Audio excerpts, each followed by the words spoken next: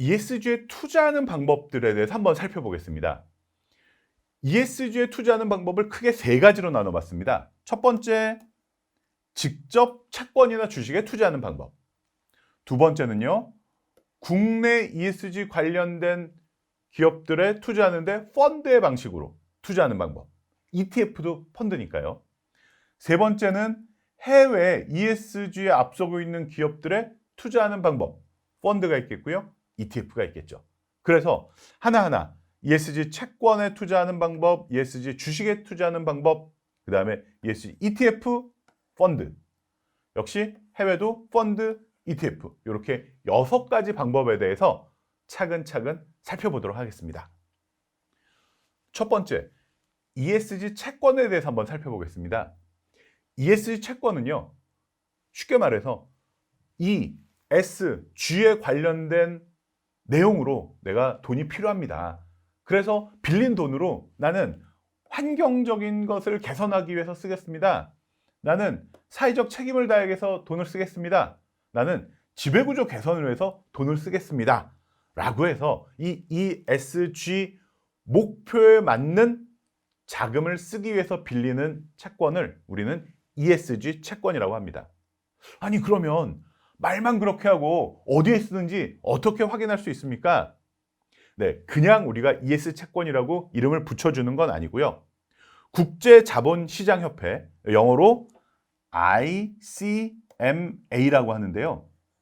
이 국제자본시장협회에서 제정한 기준에 맞춘 채권만을 우리는 ESG 채권이라고 부릅니다. 그러니까 너무 걱정 안 하셔도 됩니다. 그래서 이 ICMA 기준에 맞춘 채권은요, 크게 이제 세 가지로 분류를 합니다. 녹색 채권, 그린 본드겠죠. 그 다음에 사회적 채권, 소셜 본드겠죠. 그리고 마지막으로 이제 지속 가능 채권이라고 해서 서스테이빌리티 채권, 이렇게 세 가지로 분류를 합니다. 그래서 이런 기사 같은 거 보시면요, 무슨 채권, 가로, 녹 이렇게 써 있어요. 그럼 이거는 녹색 채권이구나. 이 돈 빌려서 환경 개선 사업을 하려고 하는 거구나 라고 이해를 해주시면 되고요. 거기에 괄호 사 이렇게 써 있으면 사회적 채권을 발행한 거구나 라고 좀 구분을 하시면 좋겠습니다. 이 ESG 채권이 얼마나 지금 핫한 이슈냐면요, 국민연금, 우리나라에서 가장 큰 자금을 굴리는 국민연금에서는 2025년까지 얼마 안 남았습니다. 2025년까지 ESG 투자 비중을 50%까지 늘리겠다고 합니다. 네. 국민연금의 거의 절반 정도가 채권으로 운영되는 거 알고 계시죠? 그러니까 이제 정말 돈을 빌리려면 기업에서는 이 ESG 목표에 맞춰서 돈을 빌리지 않으면 쉽지 않다라는 이야기까지 나오고 있습니다. 물론 이 ESG 채권을 개인들이 직접 사거나 직접 투자하는 일은 그렇게 많지는 않습니다. 대부분 이제 기관 투자자들이, 특히 연금, 기금 등에서 이제 투자를 할 때 ESG 채권의 비중이 높아지고 있다라는 겁니다. 우리나라에서 ESG 채권을 발행한 현황을 한번 집계를 해보니까요, 2020년 말 기준으로 다 합치면 약 80조 원이 넘는다고 합니다. 물론 이 중에서 주택금융공사에서 발행한 채권이 약 80% 이상이 되긴 하지만 그 외에도 은행이라든지 공기업이라든지 여전사라든지 또는 일반 기업에서도 이 ESG 채권 발행량이 계속 늘어나고 있습니다. 그리고 이 경제신문 이렇게 보시다 보면요, 어디에서 ESG 채권 발행에 성공했다, 어디에서 ESG 채권을 발행하려고 한다 하는 기사들이 하루에도 몇 건씩 계속 나오고 있는 것 보면 이 ESG 채권의 전망은 굉장히 밝고 또 확산되어 있다라고 보실 수 있겠습니다. 그럼 아까 말씀드린 국제자본시장협회에서는 무엇을 기준으로 좋아요, 이건 녹색 채권으로 인정해 드리겠습니다, 이거는 사회적 채권으로 인정해 드리겠습니다 라고 하는지 그 기준을 잠깐 살펴보겠습니다. 크게 4가지 기준을 발표하고 있는데요. 첫 번째는 발행사, 두 번째는 평가사, 세 번째는 투자자, 그리고 마지막이 가이드라인입니다. 그래서 이 네 가지 요소에 적합하다고 판정이 되어야 ESG 채권으로 땅땅땅 인정을 해주는 거죠. 아시겠죠? 물론 이것을 평가하는 회사는 뭐 여러 군데가 있습니다. 그래서 기존의 그 신용평가를 하는 회사들에서 주로 담당을 하지만 뭐 이외에도 몇 군데 더 인증기관들이 존재하고 있습니다.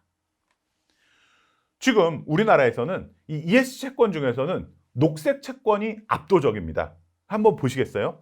지금 이 기사에 따르면 각 발행기관에서 발행하는 이 채권명에 보면 오른쪽에 괄호하고 녹, 괄호하고 녹 이렇게 써 있네요. 아, 이제 무슨 뜻인지 아시겠죠? 아, 저게 무슨 뜻인가 지금까지 몰랐다면 이 강의를 들으시는 분은 완전히 잘 아실 수 있죠. 무슨 뜻이에요? 그렇죠. 그린 본드구나. 녹색 채권이구나.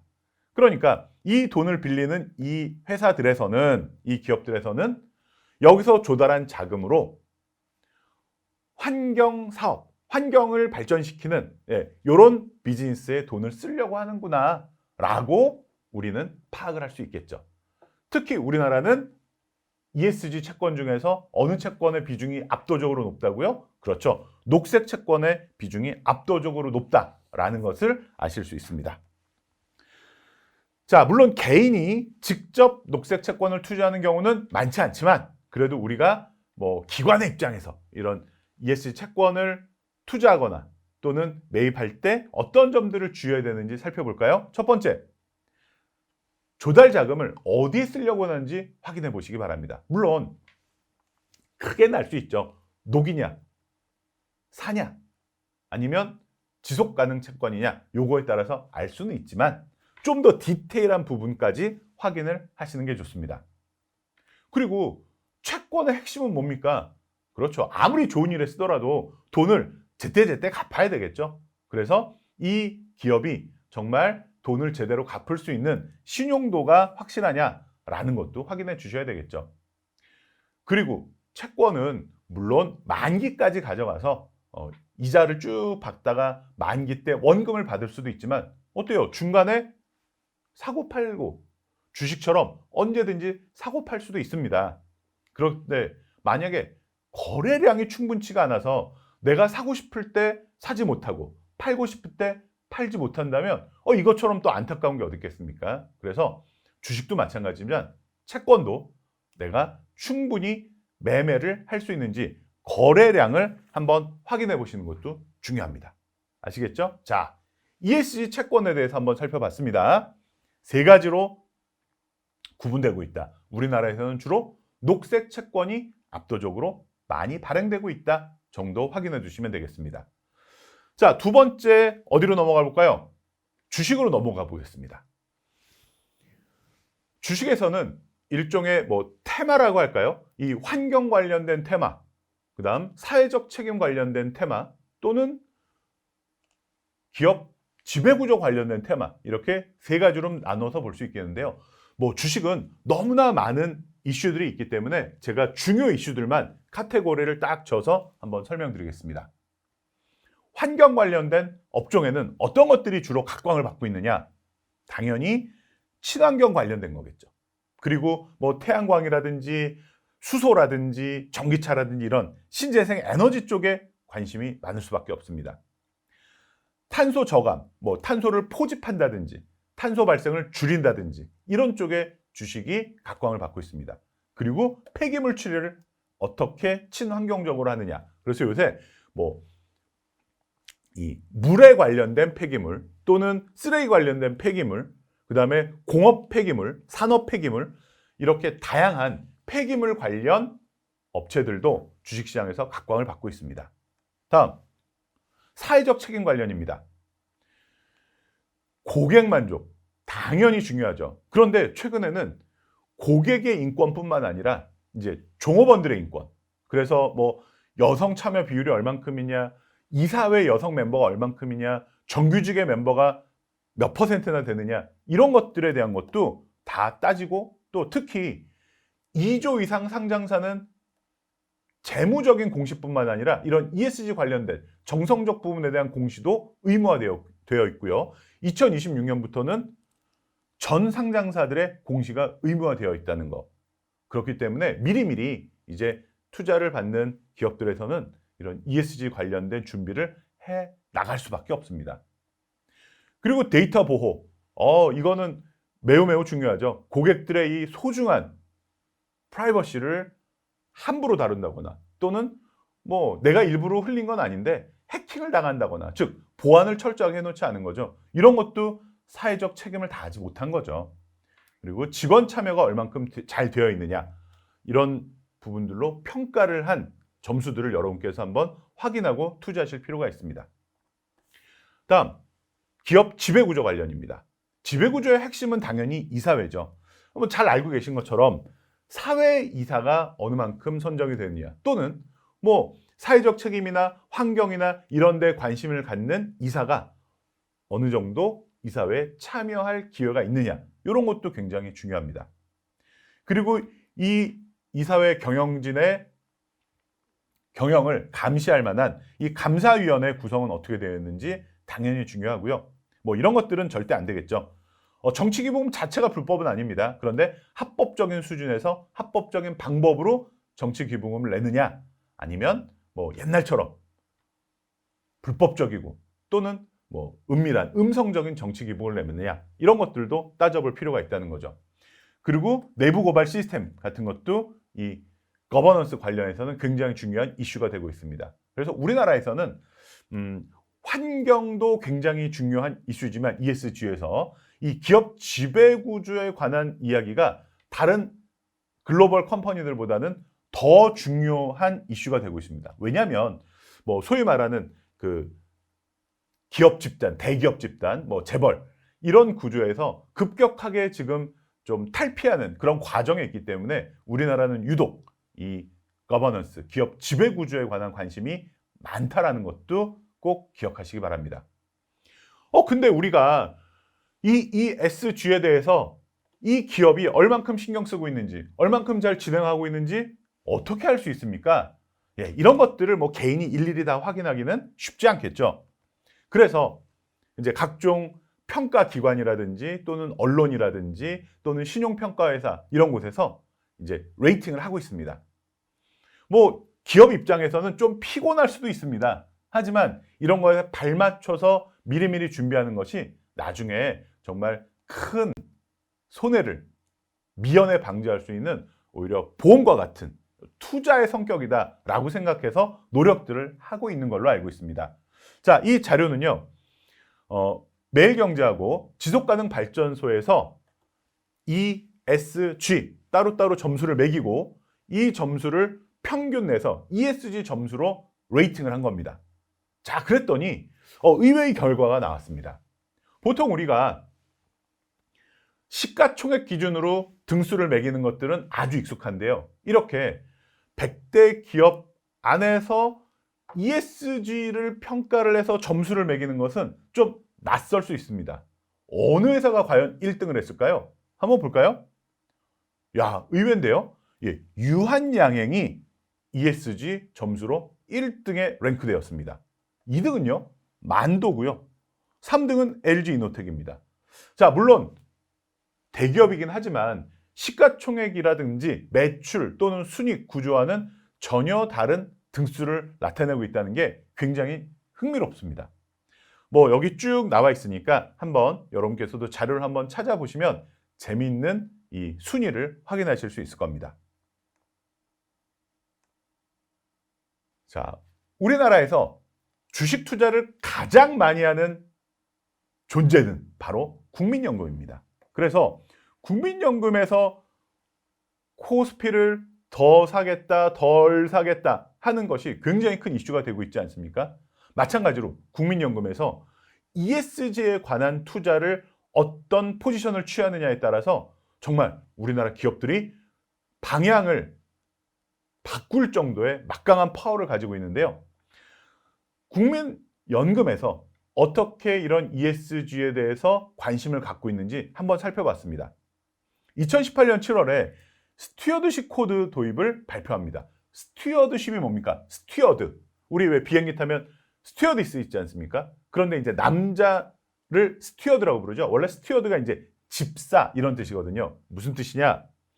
이 국민연금에서 운용하는 돈은 그냥 단순하게 투자를 하는 돈이 아니라 우리 국민들을 대신해서 국민의 집사로서 투자를 하고 있는 것이기 때문에 이 투자하는 기업이 정말 건전한 기업인지 뭐 ESG를 제대로 지키고 있는 기업인지 나쁜 기업은 아닌지 등을 꼼꼼히 살펴가면서 투자를 해야 되고 또 뭐 예를 들면 주주총회 때 찬성 반대표를 던질 때도 내가 국민의 대변인이다, 국민의 집사다라는 개념을 가지고 접근해야 된다라는 것이 일종의 스튜어드십 코드입니다. 2019년에는요. 이 ESG 평가 결과에 따라서 투자를 아예 안 하겠다 또는 적극적으로 주주 행사를 하겠다, 주주권을 행사하겠다 이런 방침을 내세웁니다. 그리고 2020년 9월에는 ESG 관점에서 평가 체제를 자체적으로 구축하기 위한 용역을 발주합니다. 아마 각 기업에서는 이 국민연금에서 평가하는 것이 굉장히 무서울 겁니다. 국민연금에서 이 회사는 ESG에 열심이지 않아, 투자 안 할래 하고 주식을 팔아버린다면 주가는 뭐 속절없이 하락할 겁니다. 반면 이 회사는 정말 ESG에 대해서 관심도 많고 발전을 위해서 최선을 다하는구나, 주식을 매집하기 시작하면 주가는 올라갈 수밖에 없을 겁니다. 마치 외국에서 블랙록에서 ESG에 대한 이슈를 발표한 다음에 모든 글로벌 기업들이 ESG에 대해서 정신을 번쩍 차렸다면 우리나라에서는 이 국민연금에서 ESG 투자에 대해서 언급을 하기 시작한 때부터 각 기업들은 제일 정신을 바짝 차리고 ESG 발전에 힘을 쏟기 시작했다라고 해도 과언이 아닐 겁니다. 자, ESG 관련 주식에 투자할 때 유의점을 좀 말씀드리겠습니다.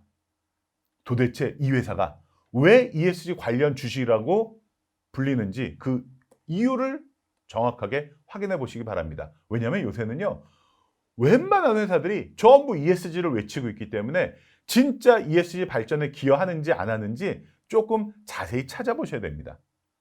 또 모두 ESG를 외칠 때 과연 그 업종 내에서 어떤 포지션을 차지하고 있는지도 확인해 보셔야 되고요.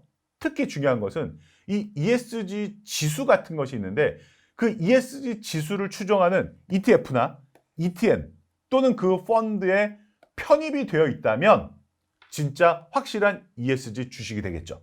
그런데 혼자서 난 ESG 열심히 할 거야 라고 외치지만 그 ESG 지수 같은 데서 편입시켜주지 않는다면 혼자서 강조하는 ESG지 전체적으로 인정하는 ESG 기업은 아니라는 것을 알 수 있는 일종의 툴이 될 수 있습니다.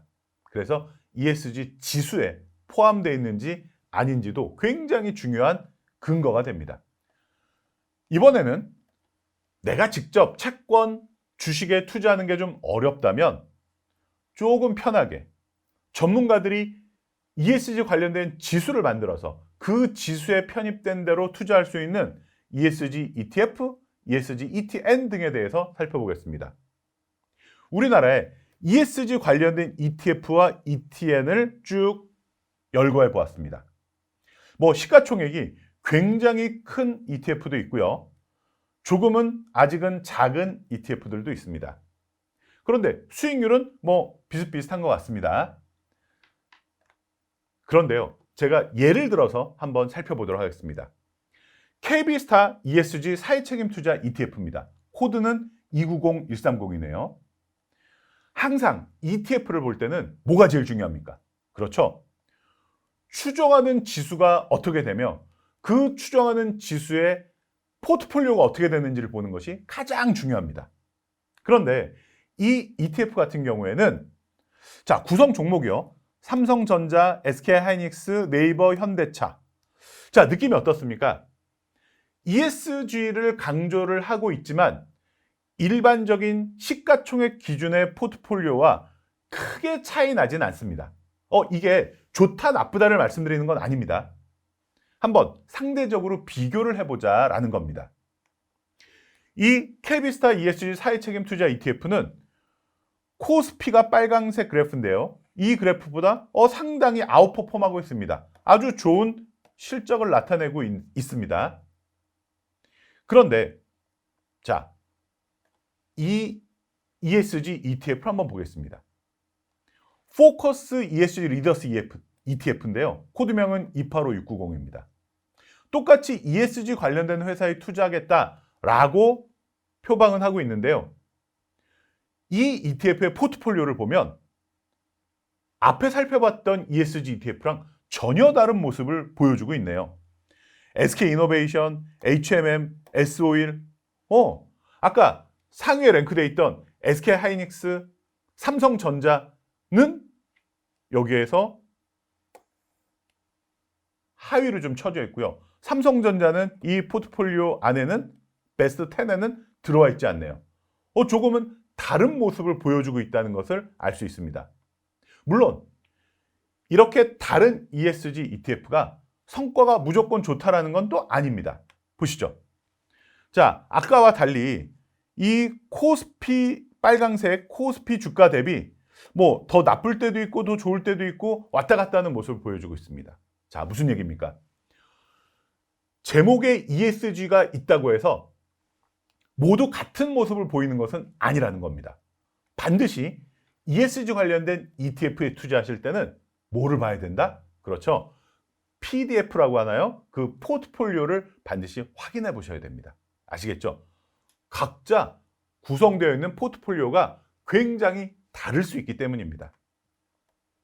또 하나 살펴볼까요? KB KLX ESG 에코 ETN입니다. 요거는 ETN입니다. 역시 좀 다른 모습을 보여주고 있죠. SK이노베이션, LG전자, SK하이닉스 등이 들어가 있고요. 일반적으로 시가총액의 거의 25% 이상을 차지하고 있는 삼성전자는 들어가 있지 않네요. 그리고 앞에서 살펴봤던 ETF들과도 좀 다른 포트폴리오를 보여주고 있습니다. 자, 역시 성과는 또 다른 모습입니다. 빨강색이 코스피라면 약간은 코스피와는 좀 반대 방향으로 움직이는 그래프를 보여주고 있습니다. 자, 어떻게 보면 좀 더 머리가 아프실 수 있습니다. ESG 관련된 투자를 함에 있어서 내가 주식이나 채권에 직접 투자하는 것보다 조금 편하게 하고 싶어서 ETF를 선택했는데 그 ETF도요, 제목만 보고 투자하시는 것은 좀 너무나 다른 길을 갈 수가 있습니다. 그래서 그 안에 구성되어 있는 포트폴리오 또는 추종 지수를 반드시 확인하고 시작하시기 바랍니다. ESG 관련 ETF, ETN 투자하실 때 추종 지수 확인하시라는 거 반드시 강조하고 싶고요. 편입 종목 그 비중을 포트폴리오로 확인하시기 바랍니다. 그리고 마지막으로 내가 사고 싶을 때 사고 팔고 싶을 때 팔려면 뭐가 있어야 된다? 거래량이 어느 정도 받쳐줘야 됩니다. 그래서 좀 활발히 거래되는 ETF나 ETN을 매매하시는 것이 훨씬 편하실 겁니다. 자, 이번에는 ESG 관련된 펀드입니다. 뭐 너무나 당연하겠지만 이 ESG 관련된 펀드도 그 개수도 늘어나고 있고 그 설정액도 어마어마하게 증가하고 있습니다. 펀드도 마찬가지로 좀 다양한 모습을 보일 수밖에 없지 않겠습니까? 예. 우리나라에서 지금 운용되고 있는 주요 ESG 펀드들입니다.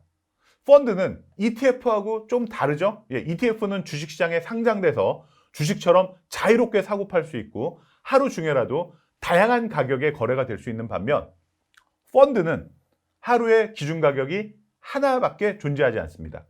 그래서 어떻게 보면 뭐 아침에 주문을 내나 점심 먹을 때 주문을 내나 동일한 기준 가격으로 거래가 된다는 점이 특징입니다. 자, 예를 한번 들어보겠습니다. KTB ESG 1등주 펀드입니다. 자, 이 그래프를 보니까 상당히 꾸준하게 수익을 내고 있는 모습을 보이고 있네요. 현재 자산액은 그렇게 크지는 않지만 상당히 뭐 주가 지수랑 비교해도 상당히 꾸준한 수익 그래프를 보이고 있다는 거. 단 아직까지는 뭐 이제 운용 기간이 그렇게 길진 않기 때문에 아직 3년이 안 됐기 때문에 좀 더 지켜볼 필요는 있겠지만요. 구성 종목 한번 보시면 이건 역시 기본적인 삼성전자, SK하이닉스가 들어가 있는 기본 코스피랑 좀 유사한 모습의 수익 그래프를 보이겠다라는 거 대충 짐작하시죠? 자, 두 번째, 미래셋 좋은 기업 ESG 펀드입니다. 좋은 기업 ESG 펀드입니다. 이 펀드는 그래도 3년 이상 운용한 실적이 좀 나타나 있고요. 자, 지금 지난 1년 동안의 수익 그래프는 꾸준히 상승하는 모습을 보이고 있습니다. 자산액 한번 확인해 보실 필요가 있고요. 자, 구성 종목 보니까 삼성전자는 5%밖에 들어가 있지 않고요. SK하이닉스 2%, 그리고 LG화학, 네이버, 삼성 SDI 이런 ESG 관련된 주식들이 편입 비중이 좀 높은 편이네요. 그렇죠? 앞에 살펴봤던 펀드랑 조금 다른 포트폴리오를 가지고 있다는 거 확인하실 수 있죠? 자, 그래서 마찬가지입니다. ETF뿐만 아니라 ESG 관련된 국내 펀드에 투자할 때도 펀드 벤치마크가 뭔지 한번 확인해 보시고요. 편입 종목이 코스피와 유사한 모습인지 아니면 ESG 관련된 기업들로 완전히 바뀌어져 있는지 이런 종목과 비중을 확인하십시오. 그리고 설정 금액이 너무 작게 되면 아무래도 좀 변동성이 좀 커질 수밖에 없습니다. 그래서 설정 금액도 어느 정도 규모가 있는 편이 낫겠고요. 그리고 설정 금액이 점점 커지고 있는 펀드가 가장 바람직할 것 같습니다. 자, 이번에는 해외로 넘어오겠습니다. 해외는 우리나라보다 아무래도 규모도 큰 편이고요. ESG에 관심도 훨씬 높은 편이어서 이 그래프 보시면 어떻습니까? 2018년 대비 2019년 상승률, 2019년 대비 2020년 상승률이 어마어마하지 않습니까? 즉 ESG 관련된 주식에 대한 투자가 어마어마하게 집중되고 있다는 것을 한눈에 알 수 있습니다. 글로벌 사회책임 투자 펀드도요. 보시면요. 유럽에 관심이 상당히 많네요. 유럽 비중이 굉장히 크죠. 미국 비중도 뭐 작은 편은 아닙니다만 오히려 유럽에서 이 사회책임 투자 펀드에 대한 운용 규모가 굉장히 크다는 점도 특징적이네요. 우리나라에서 이 글로벌 ESG 기업에 투자하는 펀드들을 한번 모아봤습니다. 첫 번째, 미래셋 글로벌 혁신기업 ESG 펀드인데요. 자, 지금 지난 1년 동안의 수익률 매우 꾸준히 상승하고 있고요. 심지어 1년 수익률은 55%나 되네요. 지난 3년 수익률은 한 63% 정도 되고요. 그래서 우리나라나 해외나 마찬가지로 지수 대비 ESG 기업이라고 불리는 ESG에서 좋은 평가를 받고 있는 기업들이 주가 상승률도 높다라는 통계들이 아주 다양한 각도에서 관찰이 되고 있습니다. 그래서 이 투자자들도 ESG에 힘쓰는 기업들을 선호하는구나 라는 것이 실적으로도 증명이 되고 있습니다. 어떤 회사들에 주로 투자하는가 봤더니요. TSMC, 대만의 그 반도체 회사죠. 이런 회사에 상당히 많은 지분이 투자되어 있습니다. 서비스나우 이런 회사에도 투자가 많이 되어 있네요. 자, 아까 말씀드린 것처럼 유럽이 특히 이런 ESG에 관심이 상당히 높다고 말씀드렸는데요. 자, 이 그래프 보시면요. 그냥 단순한 종합주가지수를 평균한 모건스탠리 캐피탈 인터내셔널 만든 MSCI 유럽 지수가 회색 그래프고요. MSCI에서 유럽 주가지수 중에서 특히 이 ESG에 관심이 많은 노력을 투자하는 기업들의 주가지수를 가지고 만든 MSCI ESG 유럽 지수를 따로 비교를 해봤습니다. 웬만한 구간에서는 계속해서 아웃퍼폼, 즉 초과 수익을 내고 있음을 확인할 수 있습니다. 그렇죠? 유럽도 여지없이 ESG에 관심 있는 기업의 발전에 힘을 쓰는 기업들의 주가 상승률이 높다. 자, 그렇다면 이런 기업에 투자를 하면 되겠네요. 자, 유럽 ESG에 투자하는 펀드입니다. 설정의 규모 한번 보시고요. 자, 수익률 꾸준히 상당히 좋게 나오고 있는데 아마 투자하는 분들 입장에서도 그래, 나는 좋은 기업, 착한 기업, 환경에 신경을 더 많이 쓰는 기업에 투자하고 있으니까 기분도 훨씬 좋아질 것 같은데요. 이런 기업들에 주로 투자를 하고 있다고 합니다. 자, ESG 관련 해외 투자 펀드 투자할 때 유의점 한번 살펴보겠습니다. 뭐 여지없이 펀드의 벤치마크 그리고 편입 종목 비중을 확인해야 되는 것은 그야말로 필수입니다. 그런데 펀드의 경우에는요, 과연 해외 투자니까 환해지는 하고 있나? 요거는 한 번 더 추가적으로 확인해 보셔야 될 것 같아요. 그래서 이렇게 H라고 써 있는 환해지를 합니다 라는 내용이 붙어 있으면 환 리스크는 어느 정도 제거했구나 라고 느낄 수 있고요. 환해지가 되어 있지 않다면은 그 통화의 등락에 영향을 추가적으로도 받겠구나 라는 것을 기억하시기 바랍니다.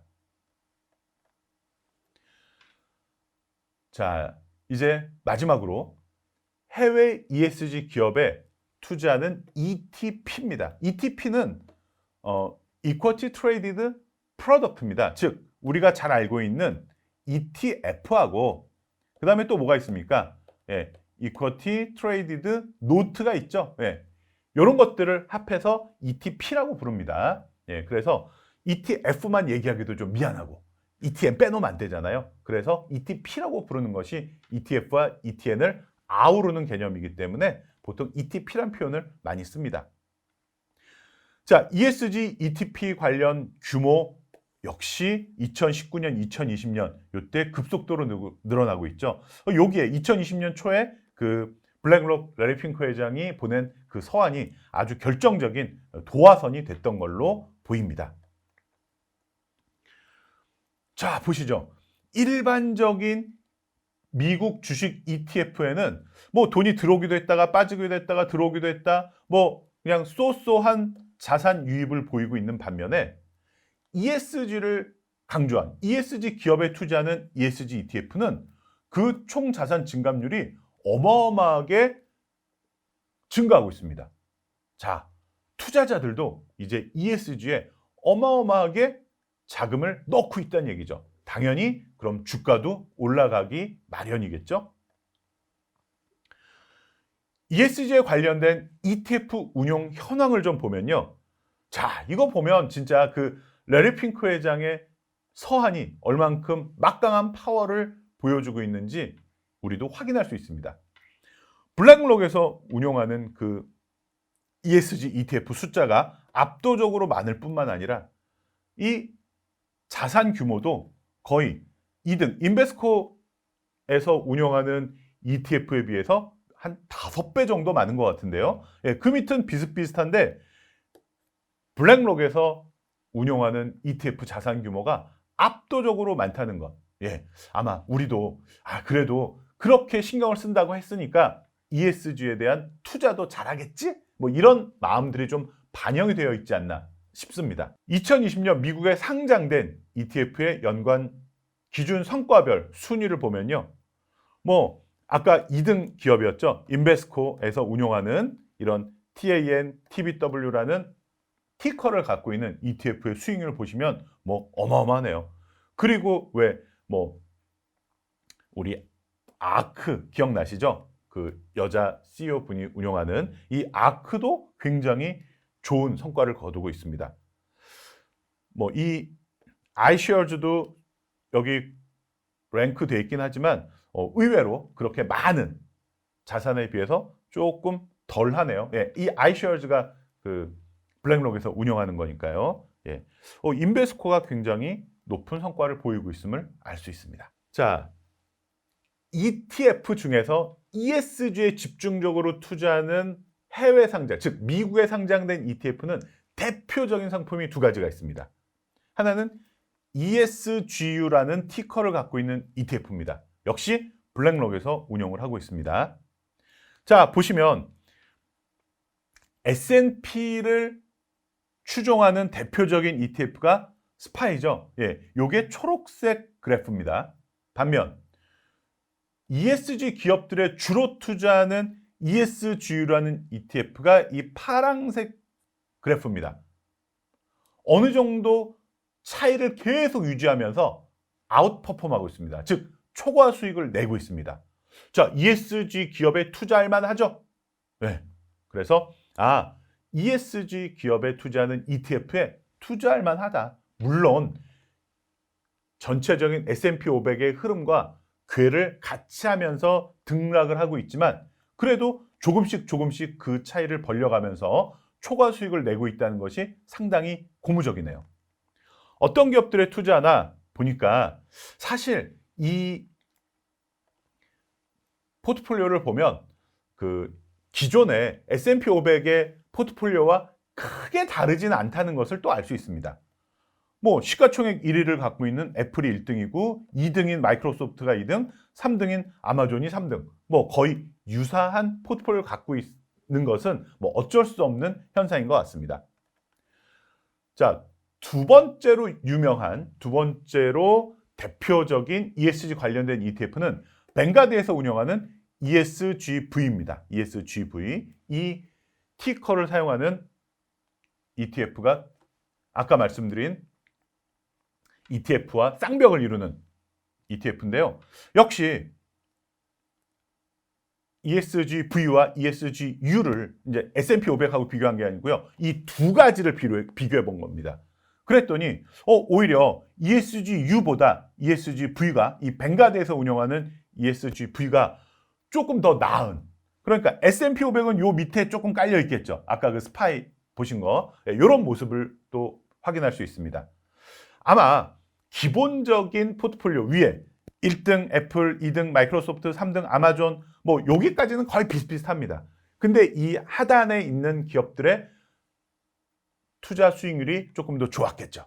네, 그래서 아마 여러분께서는 두 가지만 기억하시면 될 겁니다. 아까 살펴보셨던 ESGV 그리고 그 앞에서 살펴봤던 블랙록에서 운영하는 ESGU 요 두 가지가 가장 대표적인 글로벌한 미국이죠. 미국의 ESG 기업에 투자하는 ETF다라는 것 기억하시길 바랍니다. 자, 역시 추종 지수 확인해 보셔야 되고요. 종목 비중 확인해 보셔야 됩니다. 그리고 미국에 상장되어 있는 ETF 투자하면 당연히 노출되는 거죠. 왜냐하면 내가 달러로 환전해서 들어가니까. 자, 그렇기 때문에 이 환율 변동성까지 여러분께서 감안을 해주셔야 됩니다. 자, 우리는 지금까지 ESG 주식, ESG 채권, ESG ETF, 그리고 ESG 펀드, 국내 해외 이렇게 다양한 ESG 투자 방법에 대해서 살펴봤습니다. 우리 ESG 기업에 투자하려고 하는 투자자 입장에서 몇 가지 유의해야 될 사항들을 말씀드리겠습니다. 첫 번째, 명확한 인증 체계가 아직은 부재합니다. 여러 신용평가 회사에서 여러 컨설팅 회사에서 각각 인증을 하다 보니까 뭐 예를 들면 이런 일도 있습니다. 테슬라 회사가 FTSE라는 기업에서 평가할 때는 높은 등급을 받지 못했습니다.